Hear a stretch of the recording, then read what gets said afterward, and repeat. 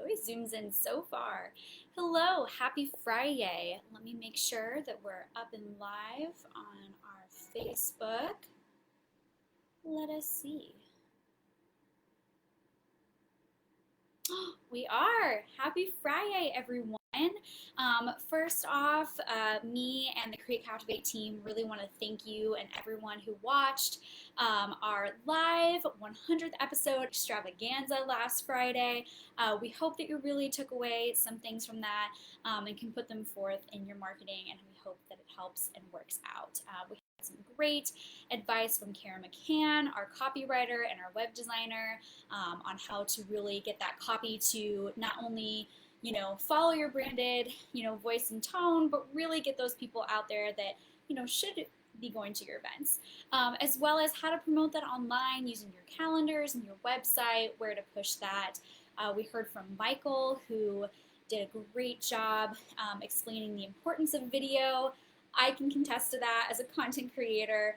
Totally agree with that, and he gave some great information, tips and tricks, as well as information on why even to live stream for free.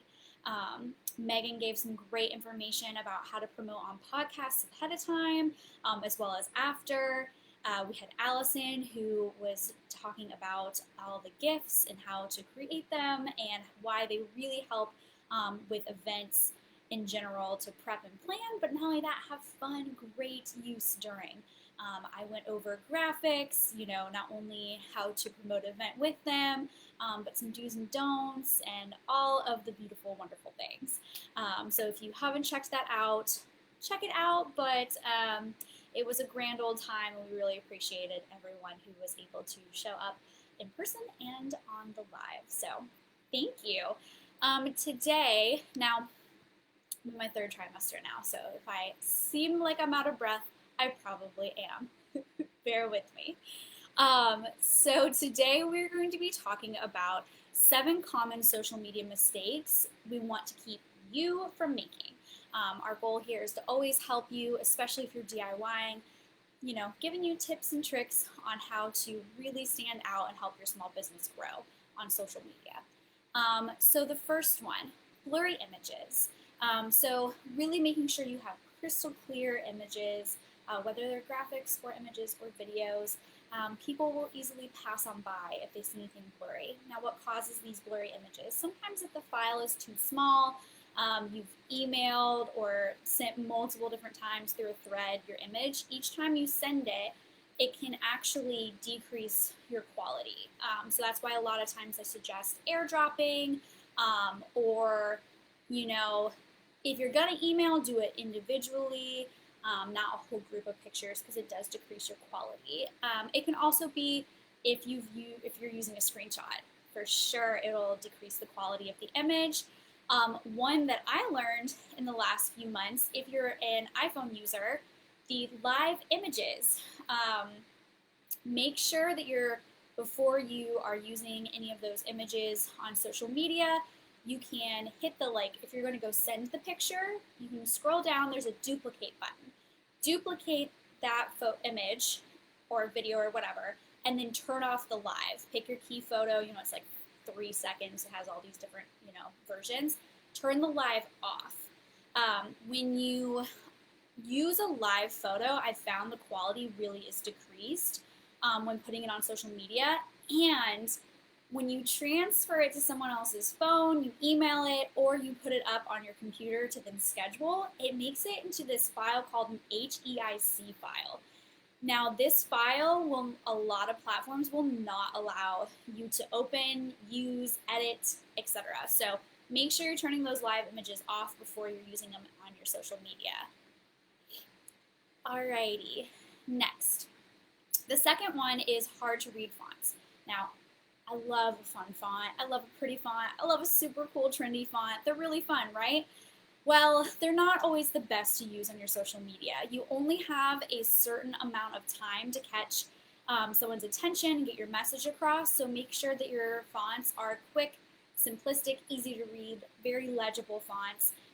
We know that the fun ones are super fun. Trust me, as a designer, I love that, but make sure that they're very legible, because you only have 2 seconds to grab someone's attention. Number 3, your colors are off. So we always talk about branding, right? Make sure your colors are branded, but along with that, make sure that they're not an eyesore, they're not too hard to look at or read. A lot of times I won't put on if you look at our social media, a lot of times I won't put on a graphic our purple and our red because then it's just too much for the eyes to take in. So a lot of times I'll try and soften it with white or black or gray or our complementary colors of green and blue. So really kind of making sure that not only your colors are consistent with your brand and your style, but making sure that they're also appealing to the eye. You don't want anything too crazy or too bold. Sometimes they can be really fun, but not always great. You gotta think about who your audience is. Sizing. This is one I see a lot. It's very easy to obviously have this happen, especially when you're in the moment and you're posting so quickly. You're a small business owner. You've got multiple hats to wear, right?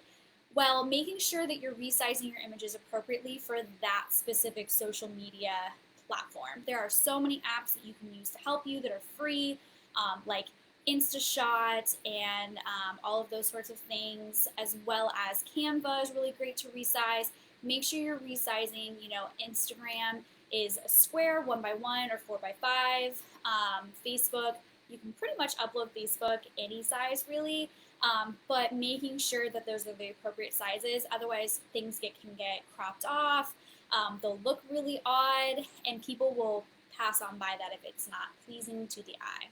People are fickle. We've only got 2 seconds to grab their attention. Stock photos. Stock photos are great to use on an occasion for your social media, right? As well as your website. My ultimate goal and suggestion to you is to really make the investment to having some of your own branded stock photos. So not really stock, but they're photos that you can use that you've either had a photographer or product photographer take. But it's okay to throw in some stock photos as long as they make sense to you. There's so many great platforms that you can use. Obviously, if you have Canva, so many stock images and videos. Utilize those for sure. Unsplash is a great one. That one's completely free. FreePic has some, and then if you pay for a membership fee, a yearly subscription, you get more access as well. There's other like Pixel and Pixabay and that kind of thing. But make sure that you're mixing up your content between your own content and stock photos. Don't do only stock photos or be stock photo heavy. People know. People aren't dumb. They know what a stock photo is versus your own genuine content, and that's what they really want to see. Even if it's blurry, or please try not to be blurry, but even if it's slightly off or it's slightly it might not be the most picturesque image all the time, people would rather see the more authentic, genuine content from you than a whole bunch of stock photos. So make sure you're changing that up. Number 6 is stale content. So sometimes we can get into a rut, right? Especially if we're pre-scheduling or we think that, oh, this one thing is working. Make sure you mix up your content. You don't want to be posting only graphics, only images, only videos, especially the same things over and over again, because then it gets stale. And then what happens is that not only do people lose interest and people will either hide or unfollow, people a lot of times will think that they've already seen the post, especially with how Instagram and Facebook is the new algorithm. A lot of times I get thrown the same content over and over again. And sometimes I think it's the same content, but it's actually not. It just looks so similar to other things. And that's a missed opportunity for that business because I've passed on by. So make sure you're trying to give a good variety. Even a 5-second boomerang or video, ask a question, take a poll, do a quiz, use a testimonial, kind of switch up your content. If you have a hard time kind of doing that, look at some of our past videos or ask us, specific questions on that, and I can give you some tips and some ideas. And then the last one is space in the image. Negative space is a good thing. If you watched our FriYAY last week, I went hard on this. Negative space is a good thing. I'm all about utilizing space, but one of the number one things I learned in the graphic design program in school was to utilize negative space.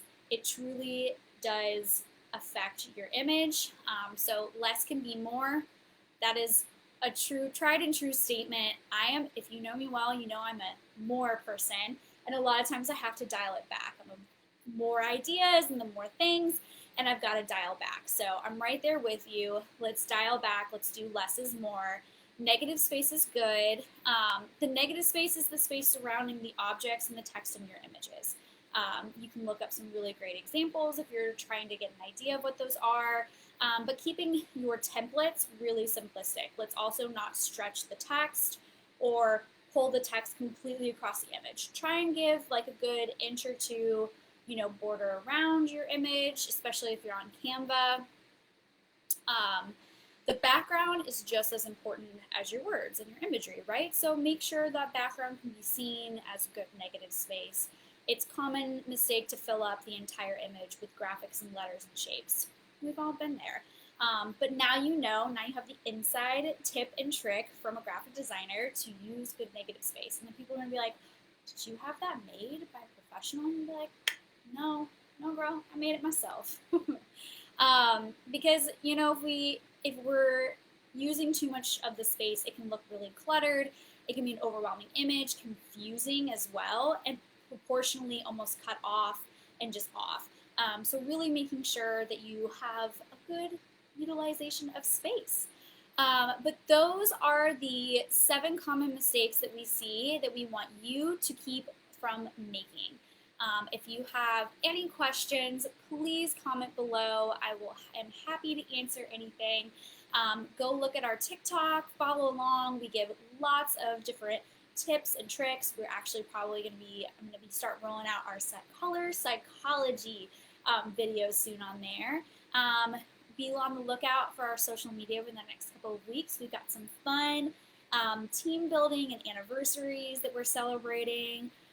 And all of that kind of stuff. So if you have any questions, as always, feel free to email us, comment, DM, all of the things. We love getting questions. It not only helps with our topics that we prepare ahead of time, but we want to make sure that we're helping you guys out. So make sure you ask those questions. No question is stupid. Please ask anything you want. And I hope you guys have a wonderful Friday. If you are in the Hampton Roads area, stay cool. It is very hot outside. And have a wonderful weekend. All right, everyone. Bye.